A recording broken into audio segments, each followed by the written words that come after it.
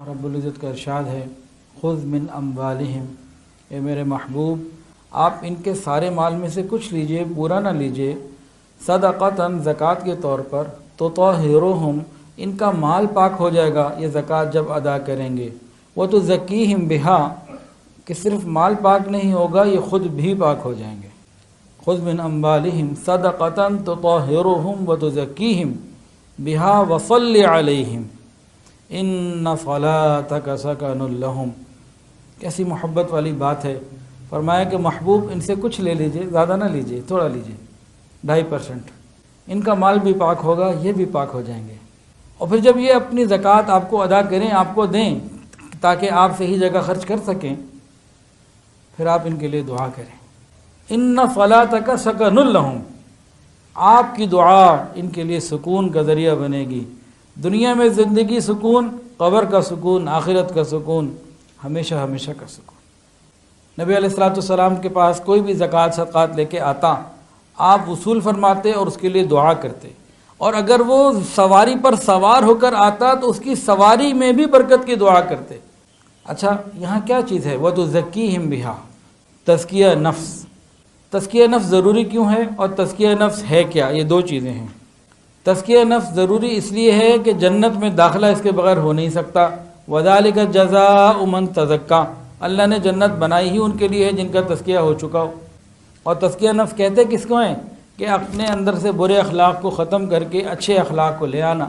اور یہ حاصل کیسے ہوتا ہے؟ تیسری بات، کئی طریقے ہیں۔ ایک عام جو زیادہ مشہور طریقہ ہے وہ یہ کہ انسان کسی اللہ والے سے بیعت ہو، ذکر اذکار کرے، مراقبے کرے، آہستہ آہستہ نفس کا تزکیہ ہو جاتا ہے۔ لیکن فقط ذکر سے کچھ کمیاں، کچھ ایسی کمی نہیں کہیں گے، فقط ذکر کی کثرت سے کچھ چیزیں ایسی رہ جاتی ہیں، ترقی کے منازل جو پورے نہیں ہو پاتے فقط اللہ اللہ کرنے سے۔ اس کے لیے کچھ مال بھی اللہ کے راستے میں خرچ کرنا پڑتا ہے۔ وَتُزَكِّيهِمْ بِهَا، جب انسان اللہ کے راستے میں مال بھی خرچ کرتا ہے اور اللہ کو کثرت سے بھی یاد کرتا ہے تو اس کا کامل تزکیہ ہونا آسان ہو جاتا ہے۔ یہ قرآن مجید سے یہ بات ثابت ہے۔ زکوٰۃ ہمیں فرض سمجھ کر ادا کرنی چاہیے۔ زکوٰۃ، صدقات، خیرات یہ ہمیں اللہ کا حکم سمجھ کر ادا کرنے چاہیے۔ بالخصوص زکوٰۃ یہ ہمارے ایمان کا حصہ ہے، اسلام کی 5 بنیادوں میں سے ایک بنیاد ہے۔ دیکھیں ایک خیمہ ہے یا ٹینٹ ہے یا وہ کنوپی کہتے ہیں نا، کنوپی ہے جس کے ایک درمیان میں ستون ہو اور 4 کونوں پر ہوں، تو ٹوٹل کتنے ہو گئے؟ 4 اور 1 5۔ یہ 5 ستون جس خیمے کے یا ٹینٹ کے یا کنوپی کے ہوں، 5 رہیں گے تو وہ صحیح رہے گی۔ کوئی ایک بھی اگر کم ہوگا، اس ایک کو کم کر دیں تو باقی 4 پہ اثر اس کا آئے گا کہ نہیں آئے گا؟ پوری جگہ جو ہے نا وہ دیکھنے میں بھی بدصورت ہو جائے گی اور باقی 4 بھی کمزور ہو جائیں گے ایک کے ہلنے کی وجہ سے۔ تو زکوٰۃ کیا ہے؟ یہ فرض ہے، یہ ان 5 ستونوں میں سے ایک ستون ہے، اس کو فرض سمجھ کر ادا کرنا ہے۔ ہم میں سے بہت سارے لوگ پتہ ہے کیا کرتے ہیں؟ وہ زکوٰۃ، خیرات، صدقات کو اینٹی بائیوٹک کے طور پر استعمال کرتے ہیں۔ دیکھیں الحمدللہ جو صحت مند آدمی ہے جس کو کوئی تکلیف نہیں ہے، وہ بلا وجہ اینٹی بائیوٹک لیتا ہے کہ جی میں بالکل ٹھیک ہوں، چلو بھئی صبح شام اینٹی بائیوٹک ایک لے آؤں۔ کبھی ایسا ہوا؟ نہیں ہوا نا۔ اینٹی بائیوٹک کب لیتے ہیں؟ جب بیمار ہو جائیں۔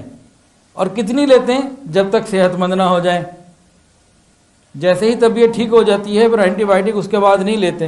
کیوں؟ کہ بھئی اب لی تو نقصان ہو جائے گا، احتیاط رکھتے ہیں۔ تو یہ معاملہ ہمارا ہوتا ہے اینٹی بائیوٹک کے ساتھ جب تکلیف آ جائے۔ بہت سارے مسلمان زکوٰۃ، صدقات کو بھی بالکل اسی طرح استعمال کرتے ہیں، جب کوئی بیماری، غم، پریشانی، دکھ آ جائے تو مال خرچ کرنا شروع کر دیتے ہیں، اور جیسے ہی اللہ آسانی دیتے تو پھر کنجوس اور مکھی چوس بن جاتے ہیں۔ ایسا نہیں ہونا چاہیے، یہ چیز غلط ہے۔ حضور پاک صلی اللہ علیہ وسلم کے مزاج میں سخاوت ہے، دین سخاوت کا ہے۔ اللہ سخی سے محبت فرماتے ہیں، ہر حال میں دینا چاہیے۔ صرف تنگی میں دینا یہ دین نہیں ہے، یہ دین کا مزاج نہیں ہے۔ ہر حال میں انسان اللہ کے راستے میں خرچ کرتا رہے۔ ہمارے لیے رول ماڈل ہیں، اسوہ حسنہ۔ آپ کی سخاوت رمضان میں تو تیز ہواؤں سے زیادہ ہوتی تھی، آپ سے زیادہ سخی بھی کوئی نہیں، ہر ایک کا خیال کرنے والے، ہر حاجت مند کو دینے والے، عطا کرنے والے تھے۔ بلکہ بعض مرتبہ کیا ہوتا کہ کچھ ایسے لوگ نبی علیہ السلام کے پاس آتے جو فقط مال کے خواہش مند ہوتے تھے، اعمال کے نہیں، فقط دنیا کو چاہتے تھے، آخرت کو نہیں، دنیا کی مدد چاہتے تھے۔ لیکن جیسے جیسے ان کو نبی علیہ السلام سے مال ملتا گیا، ان کی دنیا کی ضرورت پوری ہوتی گئی، نبی علیہ السلام کی صحبت، آپ کی دعائیں، آپ کی توجہات، آپ کی نظریں، اللہ سے آپ کا تعلق ان کو ایمان میں ترقی دیتا گیا۔ کافر تھے تو ایمان بھی دے دیا۔ صفوان بن امیہ رضی اللہ تعالیٰ عنہ ابھی مسلمان نہیں ہوئے تھے، نبی علیہ السلام نے ان کو خوب ہدیے بھیجے۔ کہتے ہیں کہ اس سے پہلے نبی علیہ السلام سے زیادہ کسی سے مجھے نفرت نہیں تھی، پھر ایک وقت آیا کہ آپ سے زیادہ کسی سے محبت نہیں تھی، جب ایمان اندر آ گیا۔ نبی علیہ السلام کی بارک عادت یہ تھی کہ جب کوئی آپ کے پاس کوئی سائل آتا، مانگنے آتا، آپ اس کو عطا فرما دیتے۔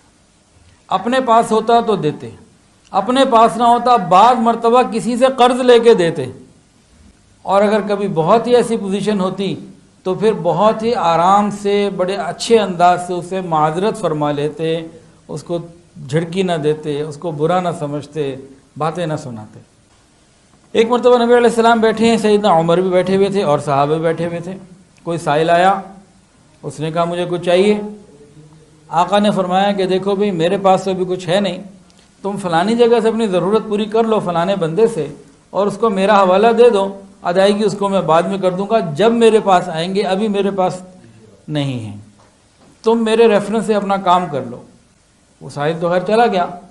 آقا صلی اللہ علیہ وسلم کے اس عمل کے اوپر حضرت عمر فاروق رضی اللہ تعالیٰ عنہ نے نبی علیہ السلام کی خاطر ایک بات ارشاد فرمائی، عرض کیا یا رسول اللہ نے آپ کو اتنی تو تکلیف میں نہیں ڈالا نا، اتنا تو مکلف نہیں بنایا آپ کے بعد، نہیں آپ منع کر دیتے، آپ کیوں قرضے کا بوجھ اپنے ذمے لیتے ہیں، کیوں اتنی تکلیف اٹھاتے ہیں؟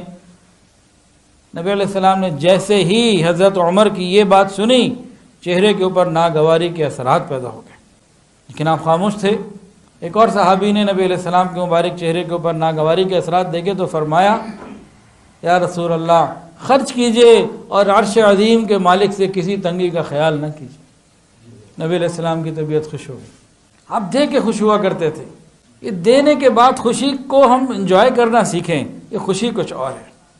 حضرت بلال رضی اللہ تعالی عنہ سے ایک مرتبہ کسی نے پوچھا نبی علیہ السلام کی گزر بسر کیسے ہوتی تھی، تو کہنے لگے کہ میں ہی ان کا خیال کرتا تھا، آخر وقت تک میں ہی تھا۔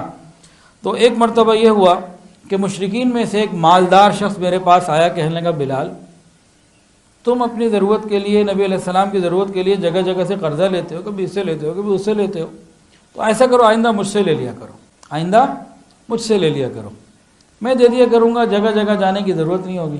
حضرت بلال نے کہا ٹھیک ہے، ایک آسانی مل گئی۔ اب اس سے قرضہ لیتے، اور نبی علیہ السلام اپنی ذات پہ تھوڑی، اللہ کے راستے میں لوگوں کو دیا کرتے تھے۔ اچھا خیر کچھ قرضہ بڑھ گیا، اور ایک وقت ایک ایسا آیا کہ حضرت بلال وضو فرما رہے تھے، اتنے میں وہ جو مشرک تھا نا، وہ چند تاجروں کے ساتھ آیا، آ کے سلام کیا۔ حضرت بلال نے پوچھا ہاں بھائی کیا بات ہے؟ کہنے لگا دیکھو 4 دن باقی رہ گئے ڈیٹ پوری ہونے میں، اگر وقت مقررہ پر مجھے پوری اماؤنٹ واپس نہ ملی تو میں پکڑ کے غلام بنا لوں گا، اور ایسے ہی تم بکریاں چرایا کرو گے جیسے پہلے مکے میں چرایا کرتے تھے۔ رقم زیادہ تھی۔ حضرت بلال کہتے ہیں میں تو پریشان ہو گیا، ڈر گیا، میں نبی علیہ السلام کی خدمت میں آیا، میں نے کہا یا رسول اللہ 4 دن کا ٹائم، اس میں 4 ہی دن باقی ہیں اور ابھی تو آپ کے پاس ہے دن کچھ دینے کو، کچھ سمجھ میں نہیں آ رہا مجھے، تو میں ایسا کرتا ہوں راتوں رات کہیں نکل جاؤں گا چھپ کے، اور میں روپوش ہو جاتا ہوں، جب آپ کے پاس کچھ مال آئے گا پھر میں آؤں گا، پھر دیکھیں گے کیا کرنا ہے، فی الحال تو میں مدینہ چھوڑ کے جا رہا ہوں۔ یہ اطلاع دے کے نبی علیہ السلام کو تشریف لے گئے، اپنا جو بھی سامان تھا، بوریا بستر انہوں نے کوئی تھوڑا سا بنایا، ایک پوٹلی سی بنائی، رات کو سرہانے پہ رکھی کہ کسی وقت میں نکل جاؤں گا، بس دیکھتے تھے کہ ذرا صبح کی روشنی ہلکی سی شروع ہو جائے میں نکلوں مدینے سے۔ اب سو گئے، تھوڑی دیر بعد آنکھ کھلی، دیکھا پھر اندھیرا، پھر سو گئے، لیٹ گئے۔ پھر انہیں پریشانی تھی کہ رات پوری نہ کہیں گزر جائے، روشنی زیادہ نہ ہو جائے، میں پہلے نکلوں روشن ہونے سے پہلے۔ اب کئی دفعہ نیند آنکھ کھلی نا اسی بے چینی میں، تو دیکھیں کہ جناب رات ہی رات ہے، ابھی اندھیرا ہے۔ پھر جب صبح کا وقت ہونے لگا نا، وہ وقت جس پہ وہ نکلنا چاہتے تھے وہ وقت آ گیا، تو انہوں نے ارادہ کیا میں نکلوں۔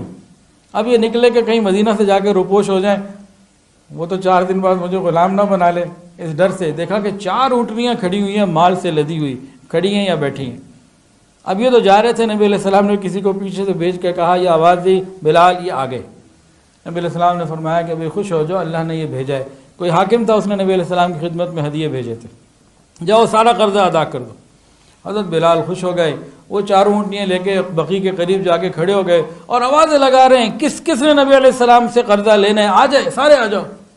سب کو دیتے رہے دیتے رہے دیتے رہے، سارے قرضے ادا ہو گئے، کسی کا کچھ باقی نہ رہا، سارے قرضے ادا ہو گئے۔ تاہم 2 اشرفیاں بچ گئیں۔ نبی علیہ السلام کے پاس آ گئے، ظہر کا وقت قریب تھا، تو آ کے کہا کہ بھئی سب ادا ہو گیا نبی علیہ السلام، اور لیکن یہ 2 بچ گئیں، فرمایا ان کو بھی خرچ کر کے رہو۔ اب وہ پھر چلے گئے، اب لینے والا کوئی نہیں۔ اس زمانے کے فقیر بھی جو تھے، جب ضرورت پوری ہو جاتی تھی تو دوبارہ نہیں آتے تھے کہ ابھی تو ضرورت پوری ہو گئی، اب لینے والا کوئی نہیں۔ شام کو پھر آئے، یا رسول اللہ 2 تو ابھی بھی پڑی ہیں۔ فرمایا کہ نہیں، میں گھر تو نہیں جاتا، میں ادھر ہی ٹھہروں گا مسجد میں ہی، جاؤ ان کو جو ہے نا کہیں تقسیم کرو کچھ۔ رات گزر گئی، اگلے دن پھر وہ کوشش کرتے رہے، شام کو کہیں جا کے جو ہے نا کوئی حاجت مند ملے، اور وہ سارے کا سارا مال جب ٹوٹلی خرچ ہو گیا، پھر نبی علیہ السلام کو آ کے حضرت بلال رضی اللہ عنہ نے رپورٹ کی کہ یا رسول اللہ، سب کچھ جو آیا تھا وہ سارے کا سارے قرضے بھی ادا ہو گئے، جو ایکسٹرا تھا وہ تقسیم بھی ہو گیا، اب اس میں سے کچھ نہیں بچا۔ نبی علیہ السلام بے ساختہ آپ نے فرمایا الحمدللہ الحمدللہ، بہت خوش ہو گئے اور مسکرائے، اور اس کے بعد خوشی خوشی اپنے گھر گئے۔ خوشی خوشی کہاں گئے؟ اپنے گھر گئے۔ جب بندہ خوش ہو تو اپنے گھر جانا چاہیے اس کو، خوشی میں ضروری نہیں ہے کہ کہیں کسی اور کے گھر جائے، خوشی خوشی اپنے گھر گئے، تمام ازواج مطہرات سے ملاقات کی اور اللہ تعالیٰ کا شکر ادا کیا، اور یہ فرمایا کہ ایسا نہ ہو میں اس لیے دیر سے میں نہیں آیا کل رات کہ ایسا نہ ہو کہ بال باقی رہ جائے اور اس سے پہلے کوئی موت ہی نہ آ جائے۔ نبی علیہ السلام اتنا ہی مہربانی کا معاملہ فرماتے تھے۔ اچھا، ہمارے پاس بھی کوئی لین دین والے آتے ہیں نا تو بعض دفعہ تکلیف ہوتی ہے ان کے رویوں سے، ان کے طور طریقوں سے، ان کے انداز سے، ان کی کسی بات سے، تو کیا ہو گیا؟ ہم نے اللہ کے لیے دینا ہے کہ ان کے رویوں کو دیکھنا ہے؟ سنیے حدیث، مسلم شریف کی روایت ہے، نبی علیہ السلام جو ہیں وہ مسجد میں جب تشریف لائے، ایک دھاری دار نجرانی چادر اوڑے ہوئے تھے، اتنے میں ایک بدو آیا، اعرابی دیہاتی آدمی، اس نے نبی علیہ السلام کے قریب آ کے آپ کی چادر کو زور سے کھینچا، آپ کی گردن میں تکلیف ہوئی، نشان پڑ گیا، اتنی زور سے، اور بدتمیزی سے چلایا، وہ جو آپ کو اللہ نے مال دیا اس مال میں سے مجھے بھی دو۔ اب صحابہ کرام تو ادب کرنے والے، محبت کرنے والے تھے، انہوں نے دیکھا تو ان کے تو تیور اور ہو رہے تھے کہ یہ کیا کر رہا ہے اللہ کا بندہ، یہ کیا کر رہا ہے؟ نبی علیہ السلام نے صحابہ کو مطمئن کیا، فرمایا کہ بھئی اس کی ضرورت کو پورا کرو، اور یہ جو ہمیں تکلیف ہوئی ہے اس کو درگزر کرو، بھلاؤ، اس کا کام پورا کرو، اس کی مدد کرو۔ تو ہمیں بھی ان معاملات سے سبق حاصل کرنا چاہیے۔ قرآن مجید کے اندر ایک آیت ہے، ما عندکم ینفد وما عند اللہ باق، ما عندکم ینفد وما عند اللہ باق، جو کچھ تمہارے پاس ہے ختم ہو جائے گا، جو اللہ کے پاس بھیج دو گے باقی رہے گا۔ ما عندکم ینفد وما عند اللہ باق، جو کچھ تمہارے پاس ہے ختم ہو جائے گا۔ کیا مطلب؟ ایک تو یہ صورت ہے کہ تم سے ہی ختم ہو جائے، تم فقیر ہو جاؤ، یا تمہیں موت آ جائے، وہ تم سے چلا گیا، تمہارے پاس تو نہ رہا۔ وما عند اللہ باق، جو اچھی نیت کے ساتھ اللہ کے راستے میں دیا ہوگا وہ باقی رہے گا۔ تو اپنے قیامت کے دن آنے والے وقت کے لیے موجودہ مال میں سے ہم اللہ کے راستے میں خرچ کریں۔ کی وصولی کا باقاعدہ ایک نظام تھا۔ نماز پڑھتے ہیں تو ایک مؤذن ہوتے ہیں، ایک امام ہوتے ہیں، ایک مسجد ہوتی ہے، پورا ایک نظام ہے نماز پڑھنے کا۔ تو زکوٰۃ کی وصولی کا بھی ایک نظام تھا۔ نبی علیہ السلام صحابہ کرام کو مختلف، کبھی کسی کو کہیں بھیجتے، کبھی کسی کو کہیں بھیجتے۔ تو اگر کوئی کسی مدرسے سے، کسی ادارے سے، کسی مسجد سے اگر صدقات زکوٰۃ لینے آ رہا ہے تو یہ اسی نظام کا تسلسل ہے جو آقا نے خود شروع کیا تھا۔ اس آنے والے کو حقیر سمجھنا یہ ہماری کوتاہی ہے، اور اس بندے کو جس کو یہ ڈیوٹی ملے وہ اس کام کو ہلکا سمجھے، یہ اس کی کوتاہی ہے۔ زکوٰۃ کا ایک نظام اللہ نے دیا، اس کا حصہ ہے۔ ایک مرتبہ حضرت عمر فاروق رضی اللہ تعالی عنہ نے کسی کو کہا کہ بھئی فلانی جگہ جاؤ اور ان سے زکوٰۃ وصول کر کے لاؤ، آپ نے دیکھا اگلی نماز میں وہ مسجد میں، دیکھ کے ناراض ہوئے، کہنے لگے کیا تم یہ تو نہیں سمجھ رہے کہ اس میں کوئی برائی ہے، کوئی عیب ہے کہ میں پیسے مانگنے جا رہا ہوں؟ نہیں، بلکہ تم حکم پورا کرو گے تو جہاد کا ثواب ہے، تم دین کا حکم پورا کر رہے ہو۔ ہمیں یہ باتیں سمجھ میں آ جائیں تو ہمارا مسئلہ بہت آسان ہو جائے۔ اب کوئی ڈونیشن مانگنے آ جائے، کیسے ہمارے چہرے پہ 12 بج جاتے، یا کسی کو کہا جائے بھئی آپ ہمارے ادارے کی طرف سے ذرا کہیں جا کے کوئی بات کریں، وہ کہتے ہیں بڑی شرم آتی ہے۔ بھئی دین کا ایک نظام ہے، یہ تو ہوگا، یہ کیسے پورا ہوگا؟ تو اس کا ایک طریقہ کار ہوگا، اور یہ طریقہ کار اللہ کے محبوب نے خود بنایا، تو اس میں کوئی پریشانی کی بات نہیں۔ اچھا جی، زکوٰۃ ہے کتنی؟ زکوٰۃ 2.5% یا 40واں حصہ، ایک ہی بات ہے۔ 1 لاکھ روپے پہ 2,500 روپے یعنی 2.5%، اور 1 لاکھ پہ 40واں حصہ یعنی 2,500 روپے، ہر 40 میں سے ایک۔ یہ اللہ رب العزت نے جو ہے وہ نصاب، یہ ٹیرف سمجھ لیجئے، نصاب بنایا، طریقہ کار بنایا 2.5% کا۔ حدیث میں اس کی تفصیل موجود ہے۔ اور زکوٰۃ کن کن چیزوں پر ہے؟ سونا، چاندی، مال تجارت اور نقد۔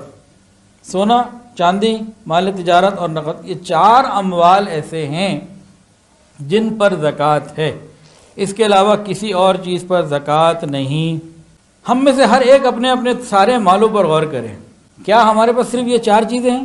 سونا، چاندی، مال تجارت اور نقد، صرف یہ 4 چیزیں ہمارے پاس ہیں؟ نہیں، اس کے علاوہ 36 چیزیں اور بھی ہوں گی، 40 سے زیادہ چیزیں ہوں گی۔ گھر ہے، اس پہ زکوٰۃ نہیں۔ گاڑی سواری، سائیکل، موٹر سائیکل، اس پہ زکوٰۃ نہیں۔ گھر میں اور کتنی چیزیں ہیں، پنکھے ہیں، لائٹیں ہیں، یہ اے سی ہے، اور جناب الماری ہے، پہننے کے کپڑے ہیں، درجنوں قسم کے برتن ہیں، پتہ نہیں کیا کیا ہے، فرنیچر ہے، کسی چیز پہ کوئی زکوٰۃ نہیں۔ ذرا غور کریں، اللہ اگر چاہتے تو ہر چیز پہ رکھ سکتے تھے کہ نہیں رکھ سکتے تھے؟ صرف 4 چیزوں پہ رکھا، باقی سب کو ایگزمپٹ کر دیا، ان کا کوئی کھاتا ہی نہیں ہے زکوٰۃ میں۔ کسی کے پاس 10 پلاٹ ہیں، مال تجارت نہیں ہے، ویسے رکھیں، کوئی زکوٰۃ نہیں ہے ان 10 کے 10 میں۔ تو بہت تھوڑی چیزوں کے اوپر زکوٰۃ ہے، زیادہ چیزیں تو اللہ نے ویسے ہی چھوڑ دی۔ پھر جن چیزوں پر ہے وہ ہمارے سارے کام میں صرف 4 چیزیں ہیں، ساری چیزوں میں سے، اور ان 4 چیزوں کا بھی 2.5%، اور وہ بھی سال میں صرف 1 دفعہ۔ سبحان اللہ، اللہ کی رحمت کو دیکھیں۔ اللہ تعالیٰ اگر چاہتے اس 2.5% کو 50% کر سکتے تھے کہ نہیں؟ ہر سال جو کمایا آدھا مجھے آدھا تمہارا، نصف لی و نصف اللہ، حضرت عمر والا کہ اللہ کے نبی آدھا آپ کے لیے لایا، آدھا اللہ کے لیے، یہ ہو سکتا تھا کہ نہیں؟ اللہ نے صرف 2.5% پہ کام کلیئر کر دیا، چلو 2.5% دے دو۔ اچھا ہر مہینے بھی ہو سکتا تھا کہ نہیں؟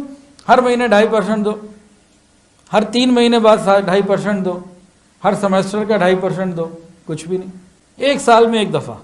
اب ہمارے جو بہت سارے ٹیکسز ہیں، اب موبائل کے اوپر ہر دفعہ لوڈ ڈالیں گے، ہر لوڈ پہ پیسے ہیں، سال میں 1 دفعہ نہیں ہے۔ پھر 2.5% ایک یونیورسل فارمولہ سب کو دے دیا، یہ نہیں کہ کسی کے لیے 2.5 ہے تو کسی کے لیے 5 ہے تو کسی کے لیے 10 ہے، سب کے لیے 1۔ اب انکم ٹیکس کا قانون ہے، وہی 6 لاکھ والا تو ایگزمپٹ ہے، لیکن اس کے بعد ٹیرف ہے، 15 لاکھ والا، 25 لاکھ والا، 35 لاکھ والا، اور اتنے لاکھ والا، ہر ایک کے اوپر پھر الگ الگ ریشو جاتی ہے، 25-30%، 35% تک بھی غالباً جاتی ہے۔ جو کماتے ہیں 30 سے 35%، وہ کہتے ہیں ہمیں دے دو۔ اور اللہ تعالیٰ کیا کہہ رہے ہیں؟ 2.5% دو، اس 2.5% کا فائدہ بھی تمہیں ہی ملے گا، اور یہ 2.5% بھی میں تم سے نہیں لے رہا، تم سے لے کے تمہارے ہی کسی غریب بھائی کو دے رہا ہوں، اور تمہارے ذریعے ہی دلوا رہا ہوں، اس کے ذریعے تمہارے مال کی بھی پاکی، تمہارے مال کی بھی حفاظت، تمہارا اپنا بھی تزکیہ، اور اس کے بدلے جنت میں تمہیں جو کچھ دوں گا وہ تم دیکھو گے تمہارے دیے ہوئے بدلے کے میں بہت بڑا ہوگا۔ اللہ رب العزت تو اتنے مہربان اور رحیم ہیں۔